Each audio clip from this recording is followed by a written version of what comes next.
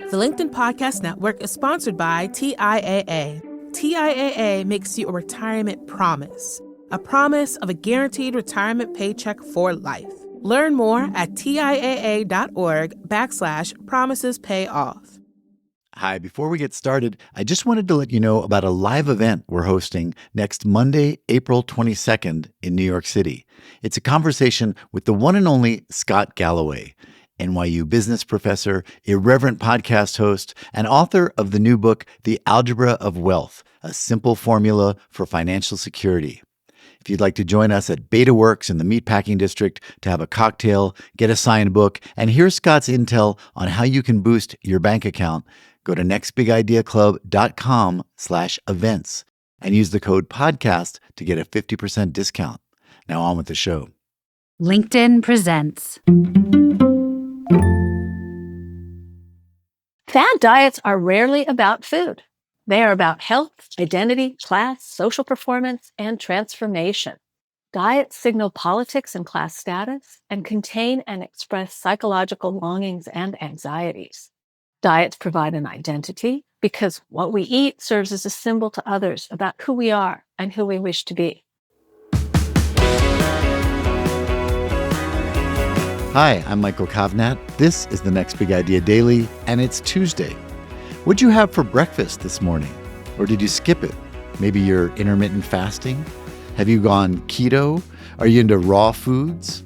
Millions of us have signed on to various eating regimens, which can help us lose weight and feel better until they don't.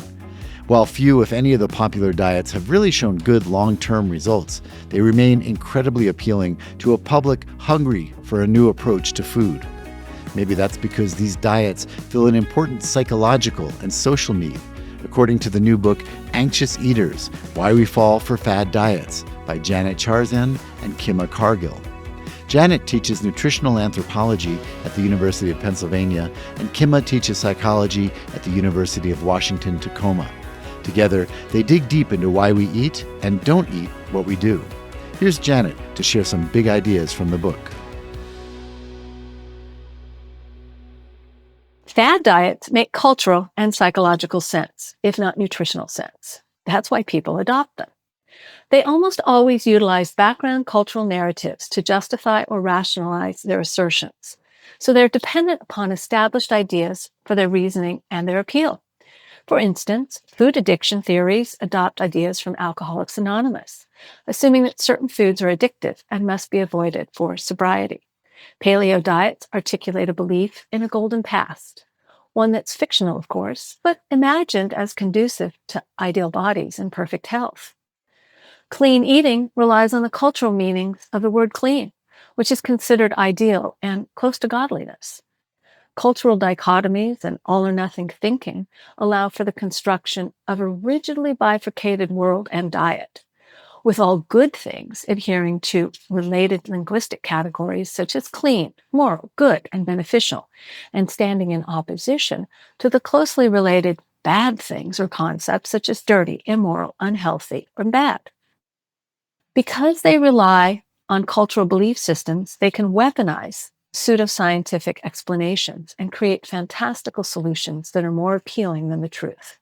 We see this in advertisements for the supplements, food substitutions, and one food you must avoid, clickbait, that promise to create perfect health, fight aging, and transform the self.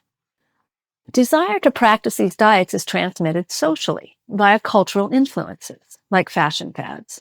Fad diets are a form of collective behavior that develop within a culture, a generation, or social group, which people follow enthusiastically for a somewhat short period. These diets have sizable online communities and cultures which allow for the viral spread of trendy behaviors and practices. The community of adherents further legitimizes the diet within the cultural milieu.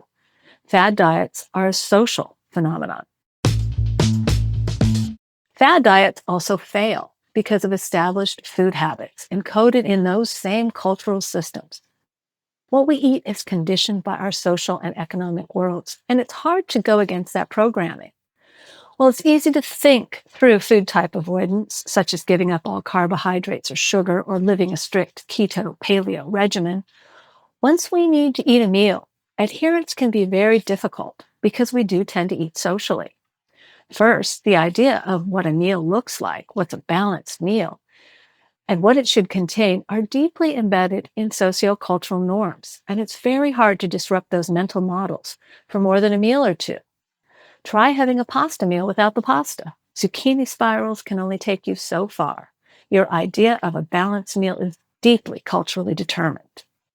Second, numerous examples in the book demonstrate how hard it is to be social when we're following a fad diet, and how frequently people cycle off them because they value eating with friends and family. Think about how hard it would be to be a clean eater when attending a beloved family member's wedding or a holiday meal. Are you going to avoid grandma's pumpkin pie in front of her just because you aren't sure if the pumpkins she used are heirloom and organic? So fad diets might be good to think with, but they often go against established behavior patterns, what we do with our food. Fad diets are rarely about food. They are about health, identity, class, social performance, and transformation. Diets signal politics and class status and contain and express psychological longings and anxieties. Diets provide an identity because what we eat serves as a symbol to others about who we are and who we wish to be. Fad diets provide status because they rely on performance of a perfected self and often require expensive ingredients that signify wealth. Adopting these diets provides a sense of bodily purity by consuming supposedly healthy foods and avoiding those considered to be bad. And they demonstrate a capacity for self-control, a value much esteemed in American culture. Because of control, fad diets promise transformation into the identity one desires, the body one values, and an aspirational lifestyle.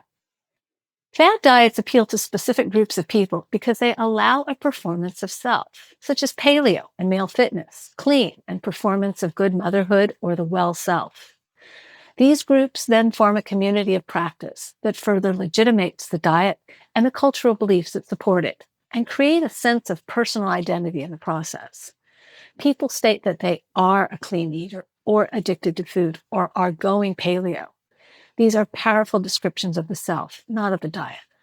They are about being, not just doing. Most bad diets really aren't about the food, but instead signal group belonging and self-identity, two qualities central to the psychological health of most humans.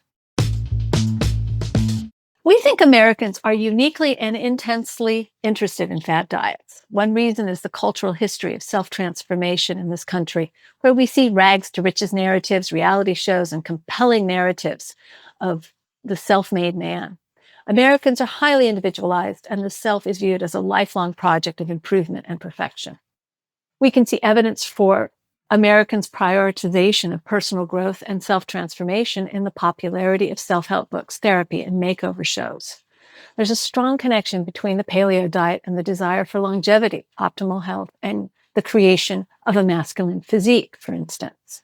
If you're familiar with some of the most popular paleo influencers, you'll note that they often are younger men who have transformed their bodies from flabby to muscular, or older men who've ostensibly staved off aging through their adoption of paleo.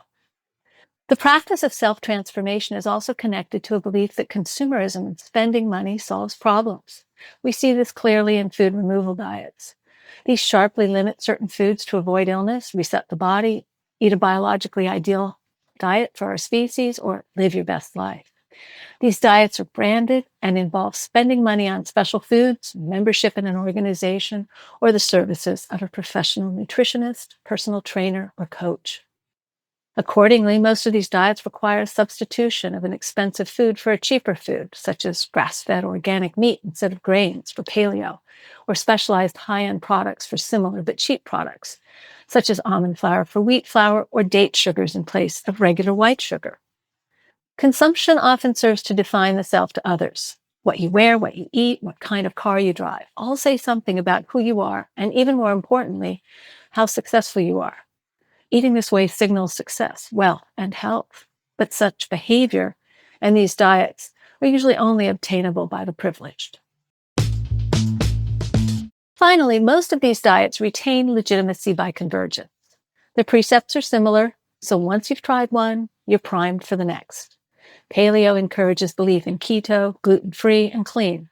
The earliest fad diet to reach celebrity status was the Banting diet of the Victorian period. It was a carbohydrate-reduced diet touted by William Banting, a retired undertaker. He ate 4 meat and veg meals a day with charred bread and port. He self-published a testimonial field book, and Banting became the first smash fad diet. Doing Banting was a way of telling people that you were reducing. It's been recycled endlessly. Atkins, paleo, and keto all pay direct homage to his original concept. Similarly, more recent phenomena such as the Whole30 mash together food addiction concepts, low-carb dreams, clean eating fantasies, and more specific prescriptions from Gundry, Walls, and Younger to create a sharply reduced food list for a promised body transformation. These same foods are listed as forbidden by Gwyneth Paltrow in her many Goop publications, and the cycle continues. Once you accept the premise of the first diet, you're primed to accept the next, and that's why they piggyback their recommendations to create legitimacy and urgency. The next fad diet's almost always a reworking of the last fad diet, and that's why we believe in them. Most of us wind up consuming diets as a good or service because they make cultural sense, even if they don't always create the hoped-for outcomes. In the end, they aren't really about the food. They are about transformation into an idealized self. Thank you, Janet. All right, that does it for today's show. Remember, if you want access to thousands of big ideas from hundreds of amazing nonfiction authors, download the Next Big Idea app from your app store. And if you'd like to get the best of these books sent right to your home, check out our box subscription plan. You can find out about that at nextbigideaclub.com and use the code DAILY for a nice discount. I'm Michael Kovnat. See you tomorrow.